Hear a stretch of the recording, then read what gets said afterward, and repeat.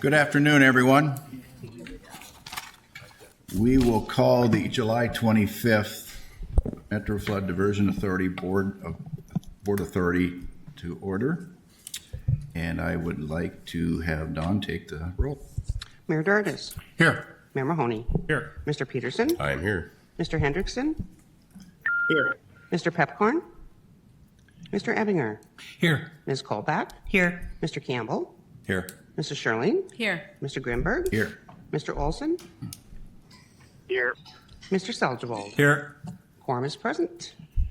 And on behalf of Mayor Carlson, Chair, she is unable to be with us today. She's traveling for work. And I graciously said, as Vice Chair, I would step in. And welcome Commissioner Denise Kolpak, your first official meeting. Yeah, I'm looking forward to it. Thank you. And I understand you've met with staff as well and getting up to speed. Yes, we had a fabulous orientation. Commissioner Turnberg and I met with them and learned a lot. It was a great overview. Clearly, expertise is prominent and was apparent. And I look forward to working with all of you. Super, thank you. I have a motion to accept the minutes or any corrections. So moved. Second. Been moved and seconded. Discussion. All those in favor, signify by saying aye. Aye. Opposed, motion carries. I would ask for an amendment to the order of the agenda. And so I'll read, which would come, if adopted, 6A. And then everything below that would be renumbered.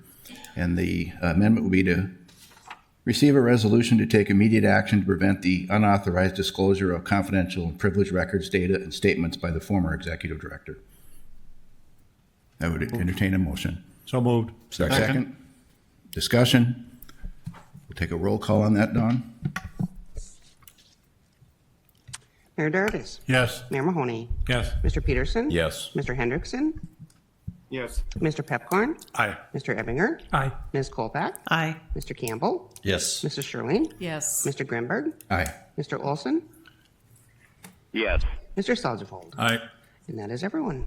Thank you. That'll come later then under 6 with an update from General Counsel John Shockley. Now we'll go to a consent agenda. Is there discussion or comments or a motion to accept the consent agenda? Move to accept the consent agenda. It's been moved. Is there a second? Second. Second by Commissioner Kolpak. Discussion. Hearing none, we'll have Don take the roll. Mayor Dardis. Yes. Mayor Mahoney. Aye. Mr. Peterson. Yes. Mr. Hendrickson. Yes. Mr. Pepcorn. Aye. Mr. Ebbinger. Aye. Ms. Colback. Aye. Mr. Campbell. Yes. Mrs. Sherling. Yes. Mr. Grimberg. Aye. Mr. Olson. Yes. Mr. Salzwald. Aye. And that is everyone. As we work through our agenda, the Blue Angels are flying over City Hall. Sorry for the disturbance. Sound of freedom, Mr. Chair. Regular agenda, item 5, co-executive director update. Mr. Wilson.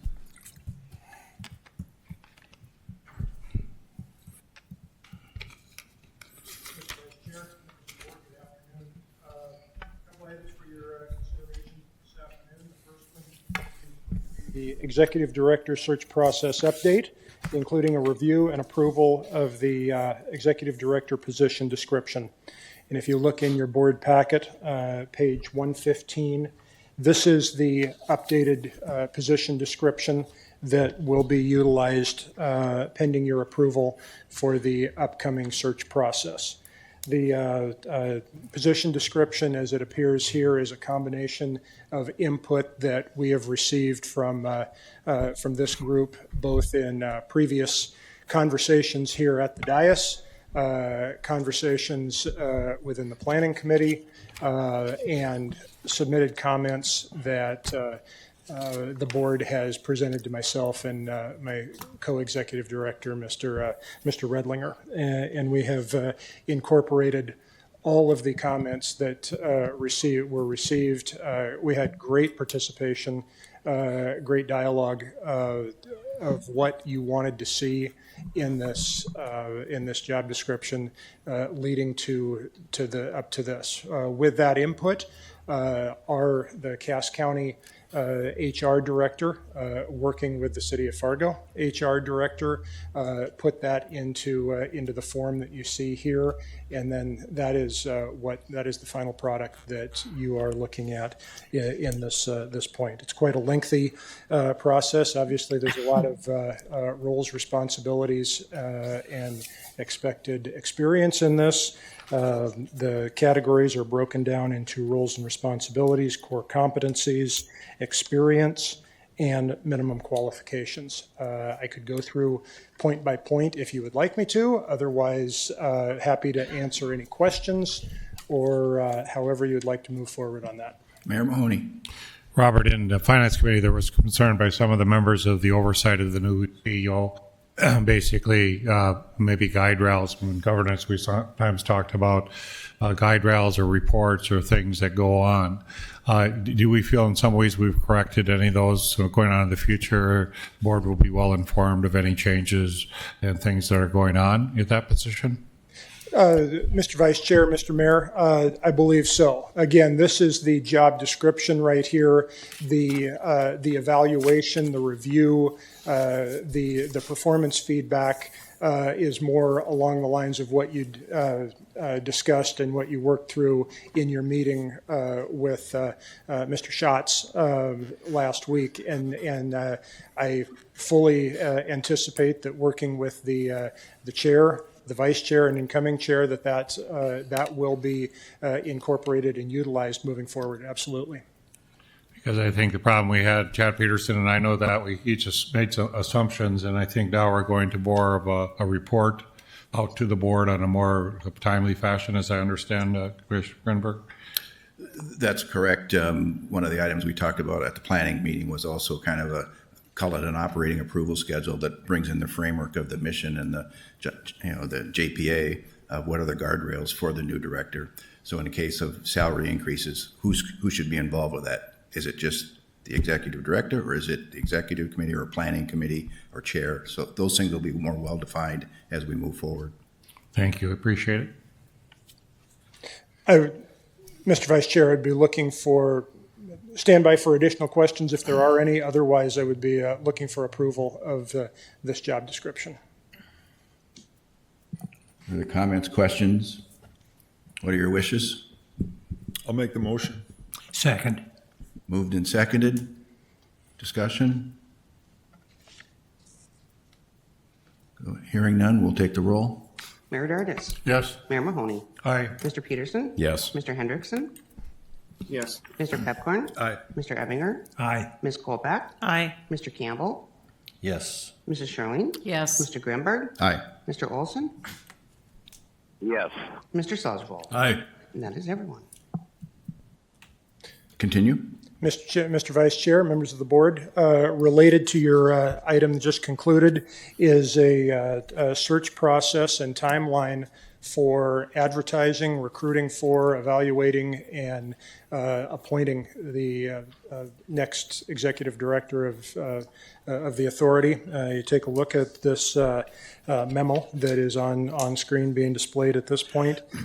Pending approval of this process, we would look to post the advertise and post the position beginning tomorrow, have that open for 6 weeks.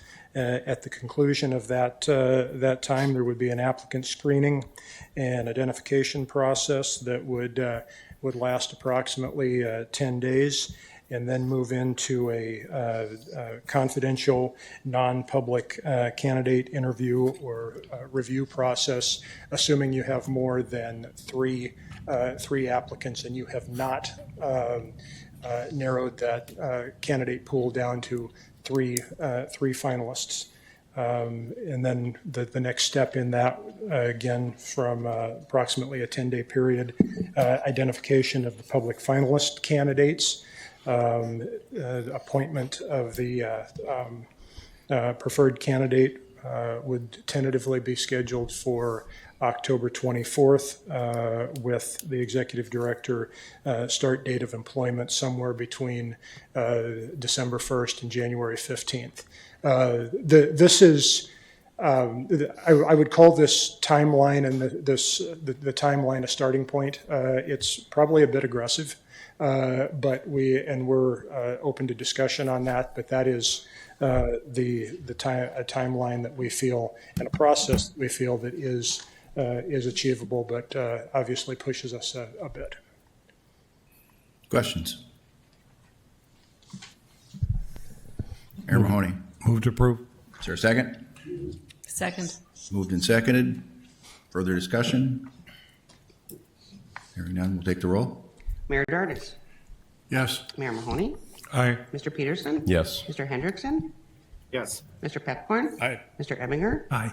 Ms. Kolpak. Aye. Mr. Campbell. Yes. Mrs. Sherling. Yes. Mr. Grimberg. Aye. Mr. Olson. Yes. Mr. Sajval. Aye. That is everyone. Thank you, Mr. Wilson. As Robert leaves and Mr. Reddinger arrives, just a word of appreciation and gratitude to the two of you for working through the prior 2 months and these 3 presentations today. Mr. Redlinger.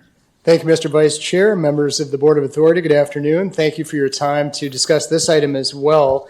We have prepared for the board's consideration a draft RFP. This RFP would be utilized to develop a classification and compensation matrix for the MFDA organizational structure. One of the pieces that's been identified is that we need to really have a durable, long-range classification and compensation study to inform not only the board about where your positions that work for the authority are graded and rated, but as well as inform the new executive director when he or she joins us, hopefully later this year or early in 2025, about what we've developed for a compensation model for the structure. So I won't repeat what everything is outlined in the RFP, but I would just note that this is a really key element for a professional organization, a public agency such as the MFDA, to have a compensation matrix such as this. So I just want to acknowledge our HR team here at the City of Fargo. They assisted with helping me find a couple of model templates. And what I did was take a look at some national organizations, including the Society for Human Resources Management Professionals, to look at what they had on their websites for other sample RFPs. This RFP kind of blends elements from that organization as well as others for what we might look for in a consultant. Our local units of government here in Fargo-Moorhead, West Fargo, Cass and Clay counties utilize different consultants in this space. We would certainly distribute this RFP to all of those consultants and make them aware of the opportunity. So the RFP terms are all outlined there and the desired scope of service. I would just close and say that we hope, again, this will provide that consistency and that professionalization of and predictability of our compensation model for the board and for your staff going forward. So I'm happy to answer any questions you might have, and but we would also be asking for a motion to approve this RFP as well, so we can get this out on the street. Commissioner Campbell. Thank you, Michael. I'm just wondering about the, usually when we do a wage study, there's some parameters that are involved with that. Have those been established, or in other words, what are they going to compare to? That's a great question. Thank you, Chair, members of the board, and Commissioner Campbell. Great question. So what we would do first is likely provide them with the comp models of the other member entities of the diversion authority and say, these are the comp models, and perhaps one of the consultants will have worked with one of the entities here. And this is what the philosophies are there. But I think the thing that we would like to do is, based on the responses that come back, we would want to fine tune that and just talk about the desired comp model, likely take that to the planning committee, and then we need to come back to award the work before the full board anyway. And I think at that moment we could say we either want to, for example, lead the market, be with the market, or have more flexibility, with market condition. And so we will certainly look to the consultants to help us with some thought on that, but we'll come back to the board on that question. You'll get a chance to weigh in on that another time after we see who responds. Thank you. Further questions? Move to approve. Second. Moved and seconded. Discussion? Hearing none, we'll take the roll. Mayor Dardis. Yes. Mayor Mahoney. Aye. Mr. Peterson. Yes. Mr. Hendrickson. Yes. Mr. Pepcorn? Aye. Mr. Edminger? Aye. Ms. Colpack? Aye. Mr. Campbell? Yes. Mrs. Sherling? Yes. Mr. Grimberg? Aye. Mr. Olson? Yes. Mr. Sosvold? Aye. And that is everyone. Thank you. Once again, thank you, Mr. Redlinger. As John Shockley comes up with the amended order of the agenda, Mr. Shockley is going to be handing out some documents. I'm just going to paraphrase from the copy that I received here before the meeting that talks about the administrative resolution to take immediate action against to prevent the unauthorized disclosure of confidential and privileged records, data, and statements by the former executive director. There's a series of whereases, but in general, what this resolution that Mr. Shockley will provide an overview on is it reflects that Mr. Paulson, as former director, attended numerous discussions and meetings, equally in numerous executive sessions. And whereas on April 9th, Mr. Paulson resigned, whereas on April 11th, Mr. Paulson's resignation was accepted by the Diversion Authority, whereas the co-executive directors on July 10th advised Mr. Paulson on the requirements to maintain confidential and privileged information. In a recent district court case, it's disclosed that we learned that Mr. Paulson is providing testimony on behalf of potential knowledge and use of those guarded and protected information as former employee, and that found guilty would be subject to a Class C felony. And furthermore, Mr. Paulson, whether as an individual or former board member, executive director, lacks the authority to waive the rights held by the authority, and the authority's public, and it's in best interest of the public, and to protect the taxpayers and the authority and unauthorized disclosure of confidential and privileged information. So that's a quick summary of the first 2 pages. There's accompanying documentation that comes with this resolution. Mr. Shockley. Yes, thank you, Mr. Chair. And my apologies for the late add to the agenda. Given the severity of the issue, we felt that it was critical to get it before the board.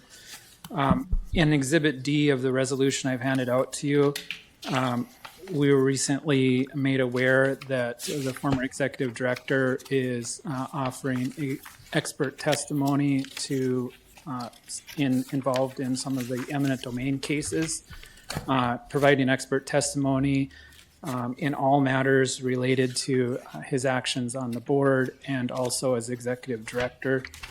It's very concerning because, as many of the board members know, that information that you derive during an executive session and or as part of being a board member, because don't forget he was part of a board member, you can't just disclose that without permission from the entire board. The entire board is what holds the ability to waive that right. That goes for attorney-client privileges. The attorney can't waive it on your behalf. A staff member can't waive it on your behalf. Only the board can make a decision to waive attorney-client privileges. And so we felt that it was very critical to make it very clear that, and this is totally up to you as a board, but our advice is that you would not waive your attorney-client privilege for the documents, for the information that's been produced by myself, by various litigation counsel dating back to the permitting days, dating to the P3. And so we had some concern that we wanted to make it very clear that you were not waiving that right. Also, we wanted to make clear that that extends just beyond confidential and attorney-client privileged materials. That is confidential materials that would be produced during staff meetings, though that information can't be shared. There's, as the board is aware, as a board member, confidential information stays confidential. Doesn't make any difference whether or not you're a current employee or a former employee. You have that fiduciary obligation to maintain that. So as part of the resolution, what we're asking the board to do, and you'll find that on the second page of the resolution, and the first item is that we want the board to make clear that you're not waiving your attorney-client privileges under Minnesota law, North Dakota law, or federal law relating to any attorney-client privileges that may exist for any documents throughout the whole organization. Once again, it is only this board that has the authority to do that. An individual board member, past or present, can't go disclose confidential information. Same with a former executive director, or for your cities, like the city administrator, county administrator. That is not a decision by anybody but the board. The second item is making a broad-based objection, and our intent is that we would utilize this in court proceedings, that this board is objecting to the disclosure of all that confidential information. So this resolution would show up in court proceedings, making very clear that this board is objecting to the disclosure of any of that information and that you have not waived your rights as a board. Cass County Joint Water Resource District made the same motion this morning, a little bit different language. We didn't have quite the same amount of time to craft the resolution because it just sort of came up. And so we decided that we'll get it done at Cass County Joint through a motion that was in the minutes. And we formalized the resolution only minutes before the meeting. We'll also have MCC JPA pass the same resolution protecting and preserving its rights. The third item is that you're not waiving any confidential and privileges associated with closed executive sessions. Recall, Mr. Paulson was a board member. As a board member, you have the same obligations as an employee. You can't just disclose that information because you attended an executive session. Only this board can do that, and making very clear that you're not waiving that right. And then finally, you would be authorizing, and this is sort of a broad request, but you'd be authorizing general counsel and litigation counsel that we would immediately send Mr. Paulson a cease and desist letter noticing that he cannot disclose confidential information, can't disclose privileged information, and if necessary, following up on that with the appropriate litigation action to enforce this board's interests. And the reason that it's so critical is, as you know, there's financial information that's shared in executive session, there's negotiating strategy, that could be on a big issue such as the P3 contract, that could be on a small issue. It doesn't matter the size of it, it's confidential information. Also, as Commissioner or Chair Greenberg had indicated, there are potential criminal liabilities for the disclosure of confidential information. So you want to make very clear that if it continues, we would like the authority to refer it to the state's attorney's office if that's deemed necessary. I'm happy to answer any questions. I'm saddened that we have to bring this forward to the board, but in the interest of protecting the authority's litigation position and confidentiality, we felt that it merited bringing it before the board, and it was very important. And the project is bigger than one person. It's bigger than one person's feelings, so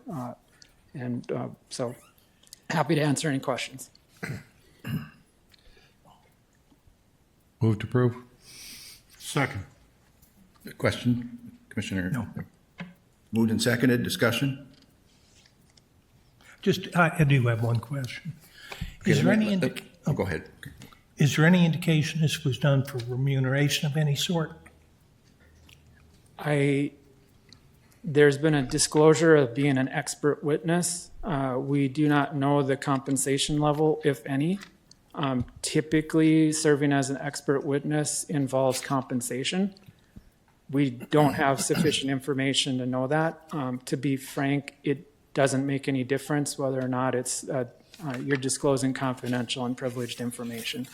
And we take that very seriously, especially as attorneys. Like that's a big thing. You can't disclose that what you've learned. I mean, if the board said, yeah, we're fine disclosing it, that's your choice. That's not anybody else's choice. Commissioner Peterson. Mr. Chair, thank you. I'm happy supporting this, getting this information pushed forward. And I'm not sure if this is an executive committee item or not, but I'm just going to ask the question. Every indication based on the packet I didn't have a chance to review prior to about 5 minutes ago here, there's potential he's already, if I'm hearing this and understand it's more of a question because I'm a tad flabbergasted at this stage, to be honest with you. But every indication is he has divulged information. And again, if this is an executive committee thing, Mr. Shockley, Planning. Well, I'm saying even more secluded than planning. If you don't feel comfortable answering that, that's fine too. So I'm going to support the motion no matter what. But I'm again taken aback, trying to figure out what's going on. Has he already done things illegally? We As a litigation team, met with the litigation team a couple hours ago. We don't know fully what extent of information has been shared or not shared. We intend to find that out through appropriate action. But we can't say definitively what information has been shared. That's why I wanted to keep it strictly to what had been filed with court. We know in the courtroom an affidavit has been filed. That's a matter of public record. We know that a expert disclosure has been filed. That's a matter of public record. In the expert disclosure, I reproduced that on page 2. It very clearly says in the expert disclosure that he will provide testimony as to all matters through which he acquired knowledge as a civil engineer serving as director on the board of directors of the Metro Flood Diversion Authority, as a member of the governor's task force on the FM diversion project, and as executive director of the Metro Flood Diversion Authority from 2019 through 2024. But we also have, presume all this correspondence we're given is correct. And again, I just blew it through it quick. If you can make the cost escalation issue buried, I can make the rebar and Dobson issue go away. Those were text messages that were recovered from diversion authority / county devices that were provided to the employee. I'll just stop with that. Thanks. Mayor Mahoney. I just want to say we've been doing this for like 10, 13 years now as a board, and the board has been very disciplined all that time. I know numerous times we had executive sessions, difficult decisions we all made, but every board member has honored what we have to do as being part of this board and what we can reveal or not reveal. I know Mary Shirley, and oftentimes you were in a contentious time and you just had to sit there and not say a word and just go through it, do the things we do. So I just want to compliment the board for the fine work they've done over the years, and I will support this motion because you just can't do this. This is a violation of the principles we all practice. So. Further comments? Hearing none, I'm just going to underscore page 2, the third whereas, and just emphasize protecting the interests of the taxpayers. Let's not forget that. It's part of our job, big part of our job. Take the roll. Mayor Durdis. Yes. Mayor Mahoney. Aye. Mr. Peterson. Yes. Mr. Hendrickson. Yes. Mr. Pepcorn. Aye. Mr. Ebinger. Aye. Ms. Kolpak. Aye. Mr. Campbell. Yes. Mrs. Shirley. Yes. Mr. Grimberg. Aye. Mr. Olson. Yes. Mr. Soljavold. Aye. That is everyone.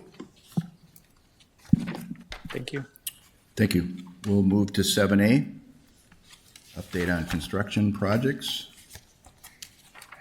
6A, I'm sorry. Have we got this order right? 6A, Now this would be 6B, I suppose. new agenda 7. You're up, Chris. Take Okay. us where you want us. All right, I'm good. Thank you, Vice Chair Grimberg and board members. Terry sends her regrets she's not able to join us today, so I'm going to give a brief update on the core progress and then also cover the diversion authority portions. Probably won't go into as much detail as Terry might have, but a couple of things that I did want to highlight on here. On the I-29 grade raise, we are stepping into final inspections and acceptance of their turf establishment, which will bring that particular part of the project to a close. I believe there are a couple of warranty items that the Corps is working through with the contractor, so might be a little more work out there, but that one is quickly moving to a closure. On the Red River structure, I know this week they had done some fitting of the first gate in the structure, so anticipating we'll get that set here in the next few weeks, and potentially in a permanent form. And then also they've been, I think we'll start receiving shipments of the second gate here shortly as well. And probably lastly on Reach 2A, I know Terry mentioned last month that they were concerned about the contractor on Reach SE2A. Just wanted to confirm for you guys that they did mobilize in this week. They're starting to do some work, and we're less concerned about that, but certainly still watching that contract as well. And then on the design side, the design process is moving forward. The Corps just completed their final review of Reach SC3 and are stepping towards that final review of SC5 here in the next month or so. So making good progress on the design side as well. So with that, I'd stand for any questions related to the Corps update. Questions? Continue. Thank you. On the Corps side, or excuse me, on the Diversion Authority side, good progress being made finally with a little bit more stable weather. I'm sure everyone here is appreciative of that, but our contracting team certainly is as well. They've made good progress on earthwork again. And kind of just some highlights here, the new areas, they've moved into the Lower Rush Inlet area and starting to work there. They also are starting to do some levee construction work in Reach 10, which is just south of I-94. So they're continuing to do excavation in several of the reaches. They'll continue to move through reaches 11 and 12 for levee construction through the summer and fall, again gearing up that they'd have all of that work done before winter, and then just continue main channel excavation over the winter months. So we've got 11 of our 14 reaches are currently under construction, which is great news.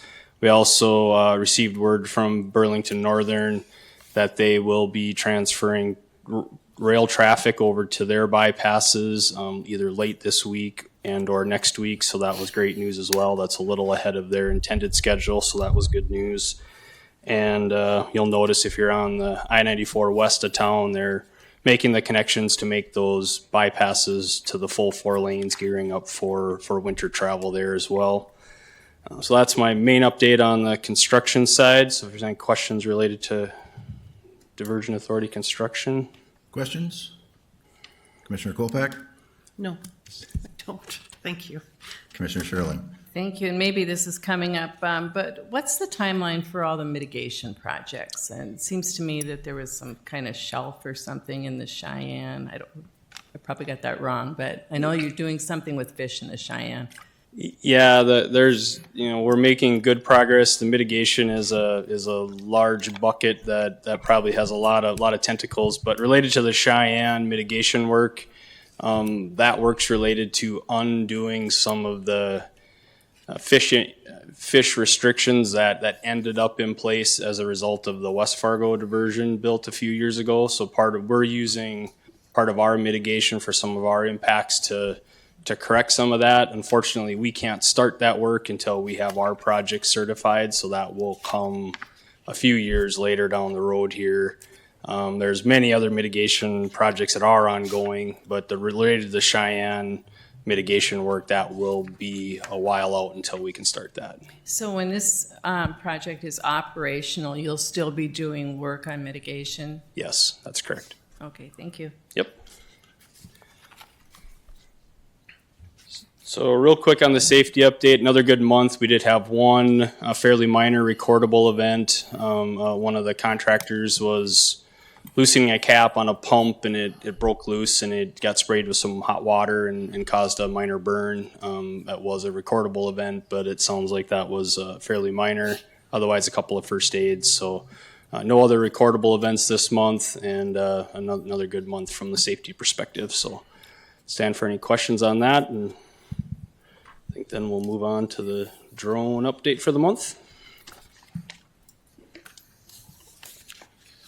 This month, as we showcase progress in pursuit of permanent reliable flood protection for the communities of the FM Metro, we also take a moment to recognize and celebrate our nation's independence. I'm Tom Fuchs, Senior Construction Manager for the Metro Flood Diversion Authority, with updates on multiple bridges and structures, as well as other construction highlights for the FM area diversion.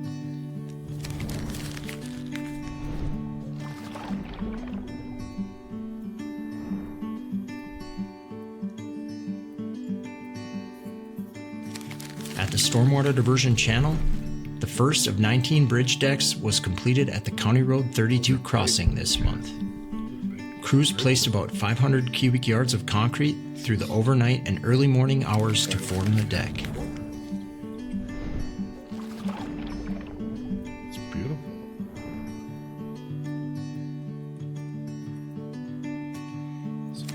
Just west of the FM Metro, at the 38th Street West crossing, more bridge girders were placed this month as well.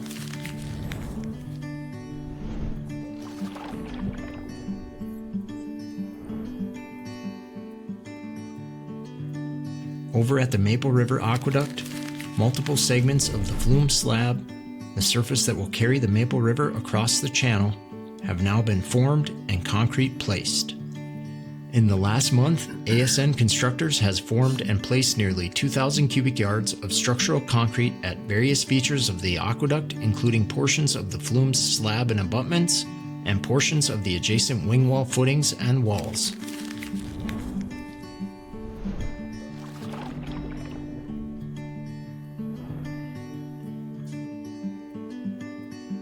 In addition to many bridges and structures, ASN Constructors is working on some of the 14 river and drain inlets to the channel.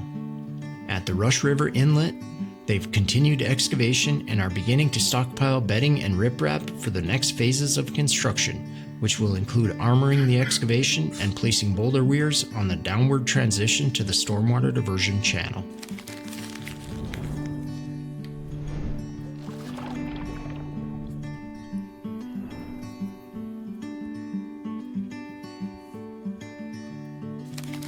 There's much more excavation happening, of course.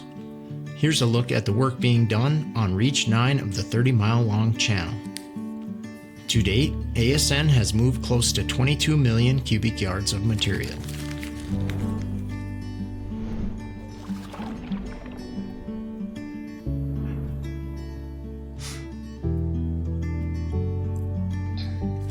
South of the metro area, at the Red River structure, assembly of the first gate is now complete.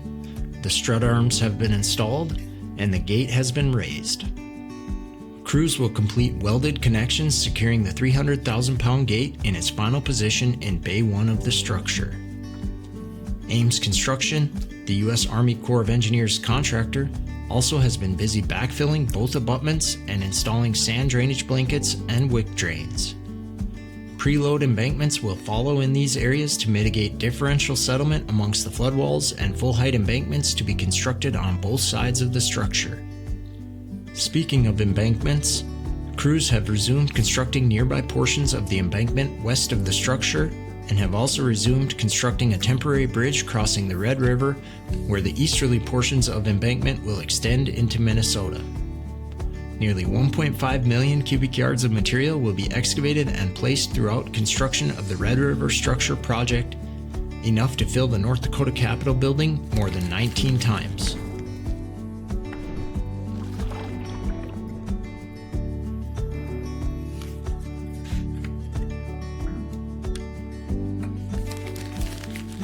Construction on Reach 2B of the 22-mile-long southern embankment is also underway. Earthwork is now progressing both to the north and south of County Road 16. County Road 16 has been temporarily closed for construction, but will be raised as part of the project to extend up and over the embankment. For the latest road closures and more construction information, go to fmdiversion.gov. This month, Communications, Amy. Good afternoon, Mr. Vice Chair and members of the board. As you saw, we've added some graphics to the drone video. For most of us who are immersed in this every day, we know where the components are, but it can be kind of confusing for the community. So I think they did a really great job in being able to better show where all of this work is taking place. In addition to that, we did videos for the drone survey team with ASN Constructors, both in the newsletter, which again performed very well, and on social media, and it really seemed to resonate with our audience and was shared quite a few times. So there was a lot of interest in that topic. We also facilitated some project updates and tours this past month. Michael Redlinger and Mayor Carlson presented to the Chamber Public Policy Committee on kind of where we are with the project, and then Chris Bockygaard had a chance to lead a tour for the Western States Water Council earlier this week. Also did a couple quick updates on both the work at the County Road 32 crossing, Maple River Aqueduct through the month, and then for media relations, it was mainly our June construction update release to show all the work that has been taking place, and we'll have another fresh one here coming out tomorrow. Are there any questions I might be able to answer for you today? Questions? Nice work. Thank you. Land management. Yes, good afternoon. On the slide before you this afternoon, you will see on the left-hand side, again, we have completed the acquisition of all property rights along the channel. We have also completed all the property right acquisitions and or entered into a settlement agreement for everything under construction in the southern embankment. So our focus is really on the upstream mitigation area and acquiring all the necessary property rights, particularly the necessary flowage easements. On the right-hand side of the map, everything that is shaded in green means we've acquired the necessary property right. Those are highlighted in orange, means we have entered into eminent domain. Those that are blue means we are still in negotiation. For the majority of those, authorization for eminent domain has been filed, and we're just waiting for everything to be entered into the court.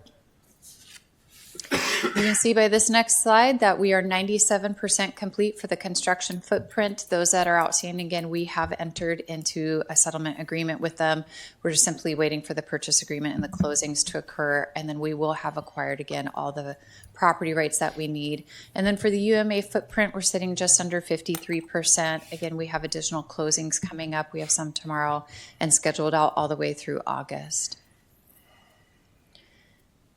When you look at it by location, the southern embankment, again, we just are waiting a couple of those to close. The upstream mitigation area, we are sitting just below that 53%. And then the environmental monitoring easements, we're still working on those.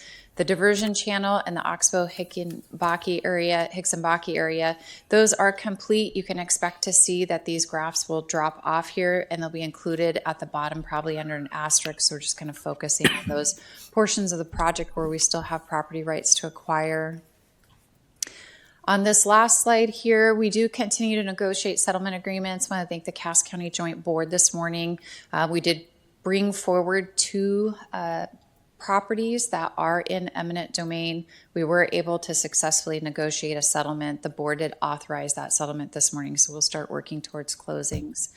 And we do have a mediation tomorrow starting at 1, so hopefully we'll see some fruition with that as well. In the last month, we have successfully closed on 28 parcels that involved 3 property owners, which is why you saw such a significant change in the map from last month to this month. We did complete the real estate certification for SE2B, which means the Army Corps of Engineers was able to issue an option agreement. So they had their contract in 2 parts. We were able to get them everything they needed, which their deadline was July 15th. And again, they've awarded that option to their contractors so they can construct the full length of SE2B. We did obtain a final right of entries for surveying needs in the city of Christine to obtain those flowage easements. We have retained appraisers for the Cheyenne River benching project and the Christine flowage easements.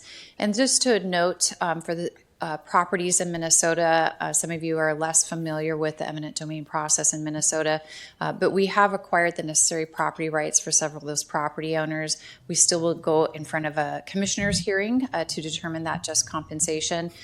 In that filing, what we have determined that anybody in Clay County, if they have not removed the structures from their parcels by April 1st, we will step in and we will take the necessary steps to start removing those structures.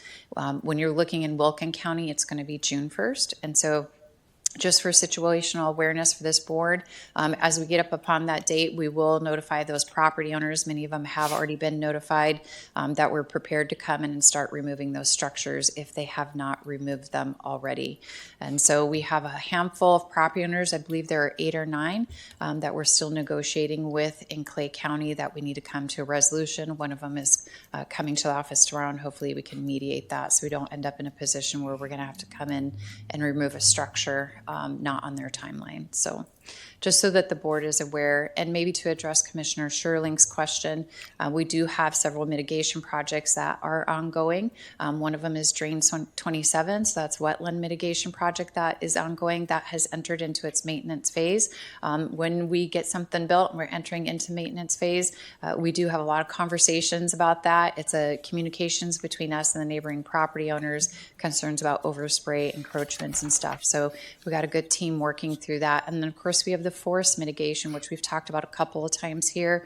We have several hundred acres that are prepared to go under a forest contract with the Corps right now. There was a protest bid to that contract, so we've stepped in. We're maintaining those properties If you recall at the last board meeting, just for situational awareness and transparency to the board, we did add an additional $90,000 to the JT Lawn Services contract to maintain those while that protest is going on. We're also actively working with the Corps to get a 2025 contract out the door. The majority of those parcels will be located in Minnesota, and there's a lot of steps that happen before we can do that, but we do have a lot of that effort ongoing. So are there any questions that I can answer?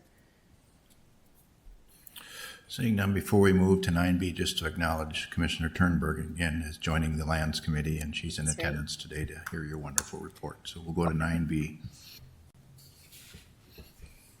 So the next agenda item then is an actionable item. And so this is in regards to the Horace Railroad Corridor that we purchased back in December. And we have been working with our internal team about appropriate next steps. We've brought it forward to the Lands Committee before, and before this board just authorizing it for sale. We've been working over the past couple of months as the board authorized that to sale. For those of you who are less familiar with our excess lands policy, that requires that first it goes to the member entities and gives them the opportunity to purchase it. Then it goes to the previous property owner. It'll go to the neighboring property owner. If there's still no interest, it'll then go up for public sale. These properties then have been offered to member entities. They've been offered to the previous property owner, which is BNSF, and they've waived their right to purchase back any of the rail corridor. And so we did take this out to the neighboring property owners.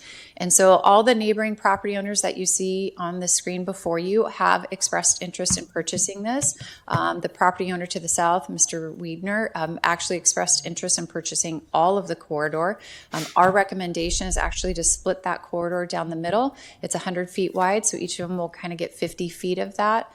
I'm going to pop over here to a web map because it can be a little bit easier to see this way, and I apologize. I should have put this layer on before. And one of the reasons, just so you know, for that recommendation is we've had multiple conversations with these neighboring property owners as this came available for sale. We had notified them that we'd have JT Lawn Services available for weed maintenance and control. Most of them said, well, we've kind of adopted that as a part of our backyard already. You can see a couple of these property owners already have structures built in that rail right of way, and they've been utilizing as if it is their own backyard. And so we don't really want to disrupt any of that. If I move on to just the next agenda item, because they're very similar, so we can take the motions together or separate. We have the similar situation happening up here. This is 7248. This property owner to the south here is interested in purchasing the full corridor. We are just recommending that we sell it to them, that southern portion, and then the northern half of this would be sold to this property owner up here. There's a little bit of an exception that will occur right here on this 7247. Mr. Danielson was offered the opportunity to purchase his half of the corridor from BNSF directly, so he did do that. They have expressed interest in purchasing this be the western or northern half of the corridor. We are recommending that we sell it to all these neighboring property owners. I'll go back into our agenda just so that you can see how we're recommending that we divide this up. And so you can see we are recommending that you just divide it to the middle of that corridor. And then again, we'll kind of go north like this. I did disclose to the Lands Committee yesterday and also to the Cass County Joint Board. We are in the middle. We had an environmental assessment done throughout the rail corridor. There's some additional work that Mr. Bakkegaard and I have to go through with the North Dakota Department of Environmental Quality to get some of those environmental concerns remediated. Our understanding from talking with Ron Intertech is that they believe because of the type of environmental hazard that's involved in these three parcels, it'll be as simple as removing that ballast and then maybe scraping off a couple of inches of that topsoil. It's just going to take us a little bit of time to get through that process with the Department of Environmental Quality. So today we're asking your permission to go ahead and divide these sales up this specific way, since that wasn't what was approved in the original motion when we brought it to you a couple months ago. Questions or wishes of the committee on 9, B, and C? Commissioner Peterson. Mr. Chair, thank you. This makes the most sense. I'm happy we've done this, although some of us in public service have often been left with small widgets of land that are useless to everyone. So what are we going to do if, say, 3 of 10 homeowners say no, and you wind up with 3 satellite widgets that no one wants?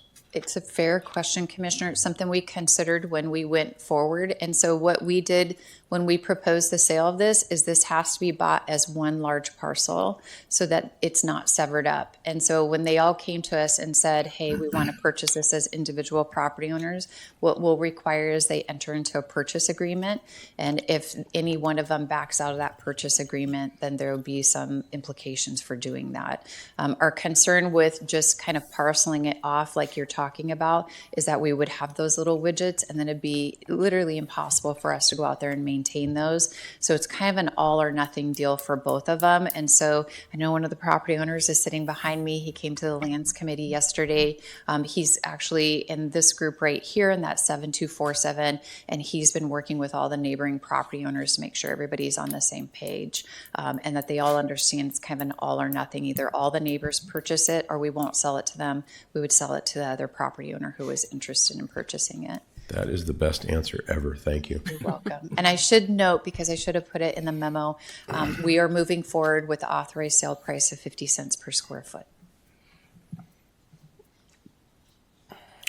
Questions, or what are your wishes? Commissioner Sherling? Move to approve. Second. Are you moving to both B and C?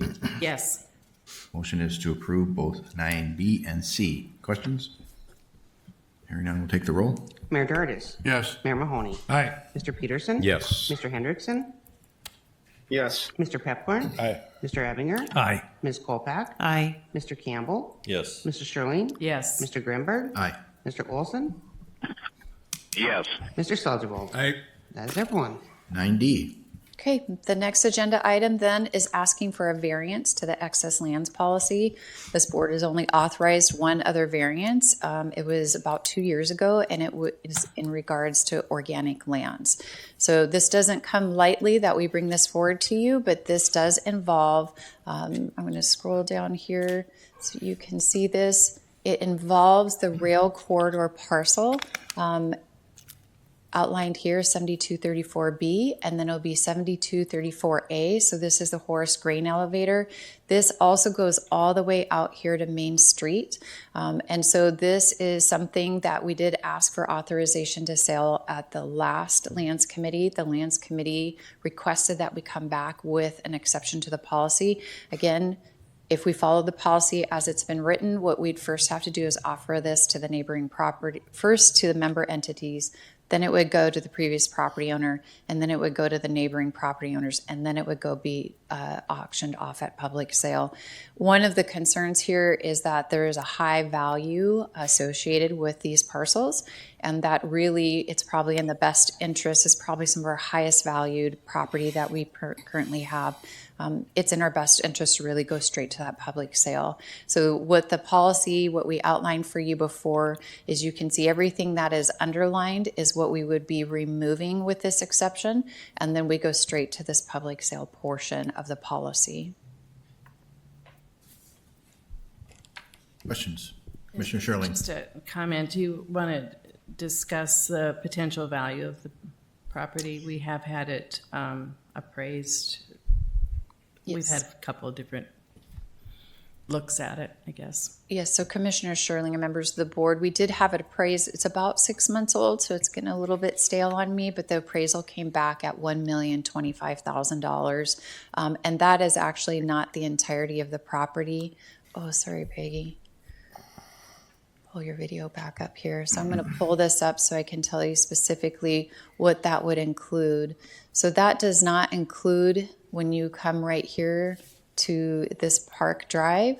It does not include this. It is just from the Center Avenue right here.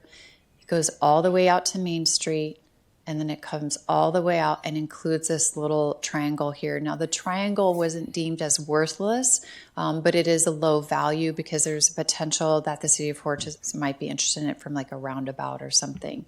And so again, this property is everything in green, comes all the way out here. We did include in that appraisal the necessary setbacks for the city of Horace. There's just a little over 2 acres that are viable for somebody to get on. They also did estimate the cost to tear down that building building, and they estimated the value of the product within the building. So there's value in some of those old beams. I'm one of them, right? I have an old beam that's above my mantelpiece, so somebody can come in.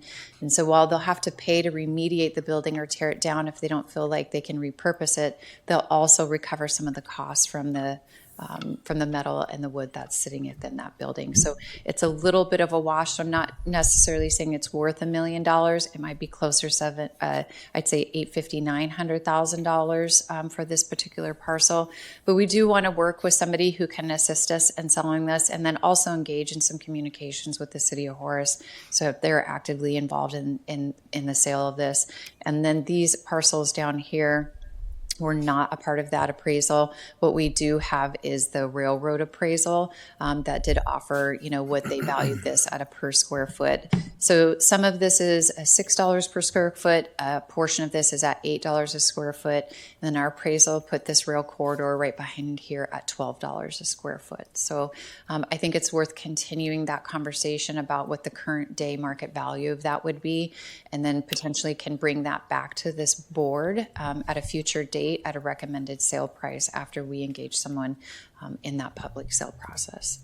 Commissioner Pepcorn. Thank you, Mr. Chair. The main thing you talked about was talking to the city of Horace, because to me, that's like a substantial part right in the center of Horace. And I can't help but think, that's great development area or whatever they're going to do. And for a small town to have influence on that would be very important. So, and I don't know, what would the policy be if they wanted to acquire it? Do they get preferential treatment, or are they just considered they don't? Okay. I guess that's my, and especially Cass County, I guess that's my concern. It's a small town and it's like a big chunk of their downtown. To me, they should, anyway, I guess that's my question, because it's a big deal. If it was a percentage of Moorhead or Fargo, or it's, anyway, sorry for rambling, Mr. No. Chair. Commissioner Sherling. Thank you. Well, and Jody, can address this as well, but the policy goes to the member entities first, and so Cass County, for example, has purchased some right-of-ways over the years. It would be crazy to give that up and then have to go back and get it again later for a future purpose. So that is, and Horace is not a member entity. This property here, with the railroad, was purchased at a very high price. So we are not going to get that back. But if we can recoup some of our value there, that would be great. They have zoning authority, and so that, what goes there, we're certainly going to, want their participation. And, I think there could be some beautiful things. You just look at downtown Moorhead, downtown Fargo, what you can do with some of these pieces of property. So I think they've got plenty of examples that we can. So, Mr. Chair, so this is just a technical question. So then let's say, hypothetically, then it would be Cass County that could possibly help Horace as far as if they wanted to acquire it, because Horace is not, no? No, I don't think Cass County would be engaged in this at all. Okay. It's the Diversion's property, and so we'll be good neighbors. Okay, thank you. As a side note, my team was in a meeting a couple days ago in Horace, and they're planning for 1,300 new homes in the next 3 years. Further questions? Ms. Smith, could you tell how wide is that corridor? This is approximately 200 feet wide, so it's a kind of a double rail track there. Thank you. What are your wishes? Mayor Mahoney? Just as a question, I was asking about Horace. So Horace has just as much opportunity to buy this as anyone. Yes, they would. And our exception is it's not the next owner to the right. It's just that whoever wants to buy this can buy it. That is correct. So it would go to public sales, so they'd have equal opportunity. And so however it comes out, if the city decides not to buy it, they don't buy it. If the developer buys it and builds a bar or does something else, that's what's going to happen. And we'll recoup some of the money we paid to take their railroad out. Is that correct? Thank you. That's correct. I move to approve. Is there a second? Second. Moved and seconded. Discussion? Hearing none, we'll take the roll. Mayor Dardis. Oh, sorry. Mayor Dardis. The question I have is to our lands chairman. Mary, are you in favor of this for all the Yes. hard work that you've done on developing our lands policy through and through? Yes, Support this? this was, we really contemplated this a great deal with all of our lands members. And, you know, and this goes back a couple of years with Mr. Shockley and Mr. Martin, Mr. Nicholson, and Mr. Dodds. Putting together this policy, and we really put a lot of thought into it. And it was really just the idea is that you wouldn't have some parcel sitting out there in the middle of a farm field and somebody from town purchasing it and turning it into hunting land when the neighbor wanted to farm it. So we wanted to be able to address that appropriately, knowing that we would have a couple of exceptions like this. And this truly is an exception. I support this. I think it's the best way to go forward. You know, it's smack dab in the middle of the fastest growing community in North Dakota. It's worth something, and our county taxpayers have paid dearly for it. So Thank you. I think it's exciting for them. Commissioner Campbell. Yeah, just Mayor Dardis, our Lands Committee yesterday did touch on this for quite some time, and we did recommend unanimously that this variance be approved.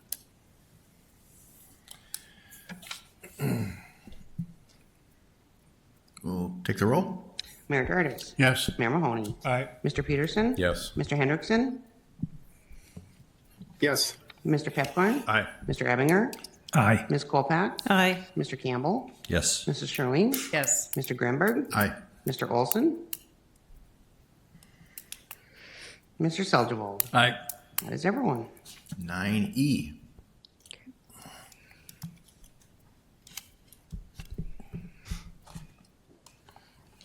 Everybody that works with me on a daily basis knows I need these maps, so be patient with me. Sometimes it's easier for me to look at this large map than the map that's included in your packet. But what we're talking about right now is parcel OIN 858. So if I scroll out, you'll get just a better idea of kind of where it's sitting in the upstream mitigation area. It's right here. So going back to your packet, this is just under 12 acres that we're recommending for sale through the excess lands policy. This was a rural residential lot. All of the structures have been pulled off of this parcel. The recommended sale price is at $5,500 an acre. It is encumbered with a flowage easement.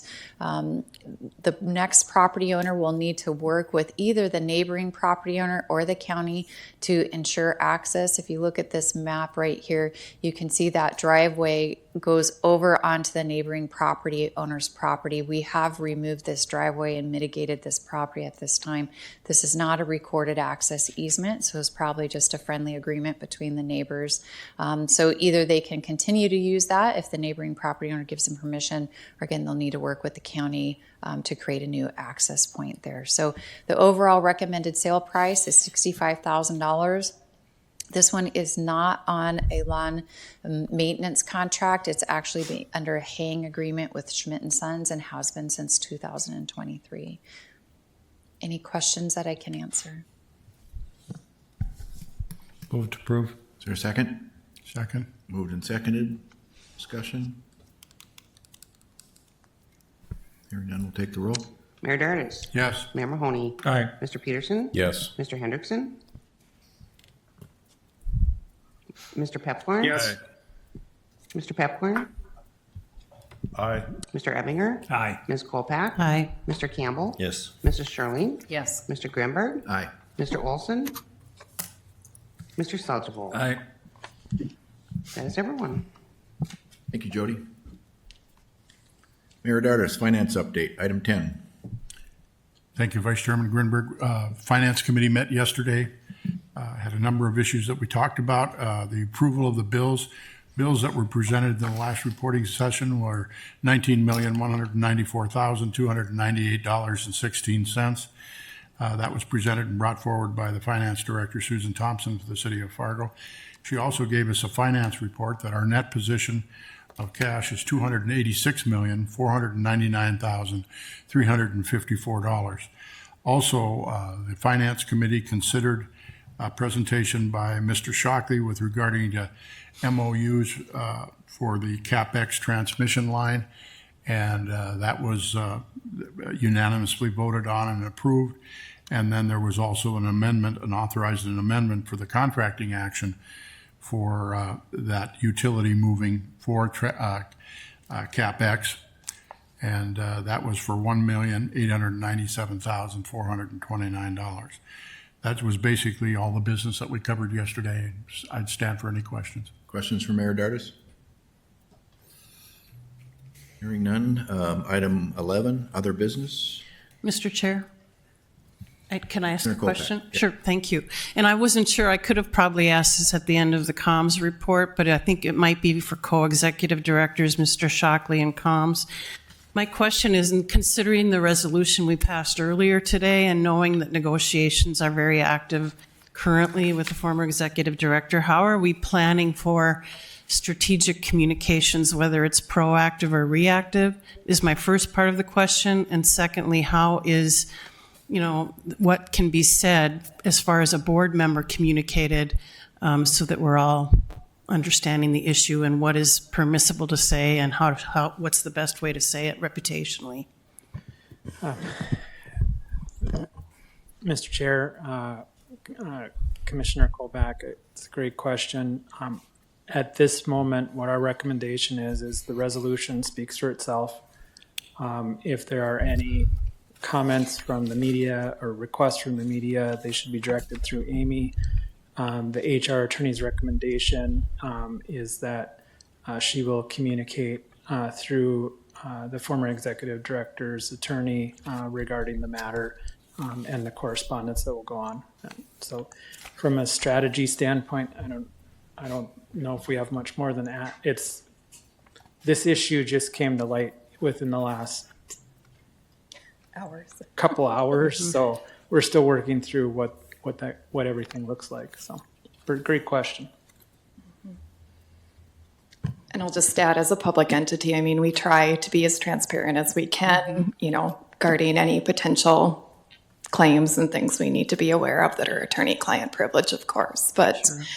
We want to be as transparent as we can. And the focus, of course, is protecting the taxpayers' investment through all of this. Exactly. All right. Thank you. Any other business? Are there comments? Mayor Dardis. Vice Chairman Grinberg, I also received a letter from the Department of the Army, which is a 2023 summary with regard to their commitment and what they're doing and the dollar amounts. Mayor Carlson also received it, and Mayor Mahoney received it, as well as the office of our administrative offices. So I'd like to give this to you as our chairman-elect to look at the summary. And any questions that you have, obviously, it's coming from the Corps of Engineers. But it's an interesting report as to what their commitment was.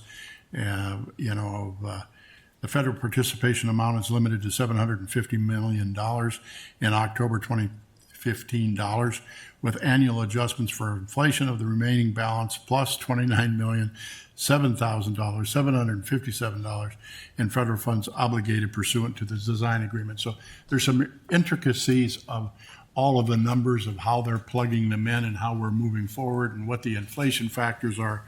And as our chairman-elect, I think it would be pertinent that you have that in your hands. Thank you. Thank you. Mayor Mahoney, do you have a comment? Yeah, I just was interested. We always talk about how much commitment everybody has, and you sometimes forget that the feds did agree to an inflationary clause in that. So it wasn't just 750. It'll continue to grow as we go along. And we also talk about at the end, if there's some money to come back to the diversion, that's what's going to happen. That's a good reminder for us all. Other business, any other items? If not, next meeting is August 22nd. We are adjourned.